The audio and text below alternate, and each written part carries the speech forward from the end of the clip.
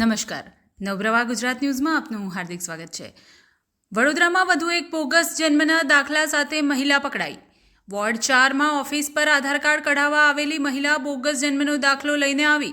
Surat કોર્પોરેશનનો bogus અને સાચો બંને જન્મના દાખલો લઈને મહિલા પહોંચી। બાળકીનું નવું આધાર કાર્ડ કઢાવવા માટે મુશ્કેલી પડતા મહિલાએ ખાનગી ઓફિસમાંથી 500 રૂપિયામાં બોગસ જન્મનો દાખલો કઢાવ્યો।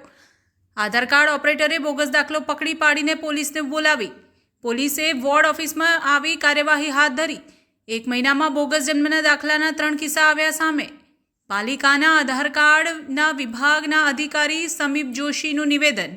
કોર્પોરેશન 3 લેયરમાં ઓરિજિન ડોક્યુમેન્ટ તપાસે છે।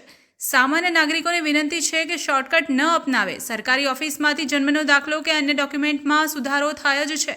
નવપ્રવાહ ગુજરાત ન્યૂઝ, હિના પંડ્યા।